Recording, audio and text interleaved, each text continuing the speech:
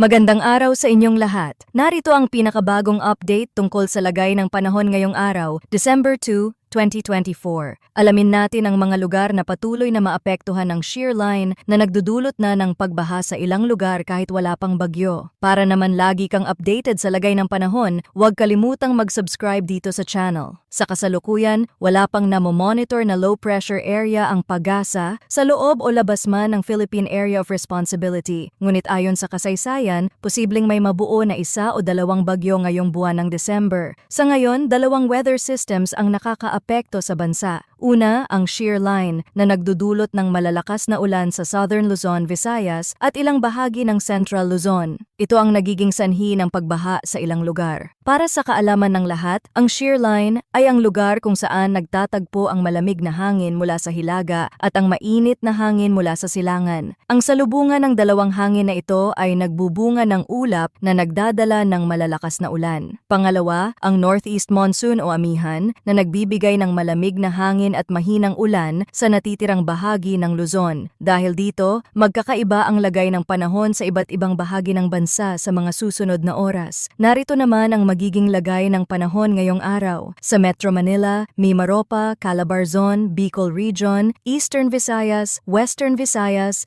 Isabela, Quirino, Aurora, Nueva Ecija at Bulacan ay magiging maulap ang kalangitan na may kalat-kalat na pag-ulan at isolated thunderstorms dulot ng shear line. Posible ang flash floods or landslides dulot ng katamtaman hanggang malalakas na pag-ulan. Mag-ingat po, lalo na sa mabababang lugar. Sa Cagayan Valley at Cordillera Administrative Region, magiging maulap din ang kalangitan na may kasamang pag-ulan dulot ng amihan. Maaaring magdulot ng flash floods o landslides ang katamtaman hanggang malalakas na buhos ng ulan. Para naman sa Ilocos Region at iba pang bahagi ng Central Luzon, bahagyang magiging maulap hanggang maulap ang kalangitan na may paminsan-minsang mahinang ulan dulot ng amihan. Walang inaasahang malaking epekto, ngunit magdala pa rin ng payong sakaling umulan. Sa natitirang bahagi ng bansa, asahan ang bahagyang maulap hanggang maulap na kalangitan na may kalat-kalat na pag-ulan or thunderstorms dulot ng localized thunderstorms. Posible rin ang flash floods or landslides sa mga lugar na apektado ng malalakas na thunderstorms. Narito naman ang latest heavy rainfall outlook mula sa Pag-asa dahil sa shear line. Ngayong araw, December 2, mararanasan ang heavy to intense rainfall sa Quezon. Moderate to heavy rainfall naman sa Isabela, Aurora, Oriental Mindoro, Marinduque, Romblon, Camarines Norte, Camarines Sur,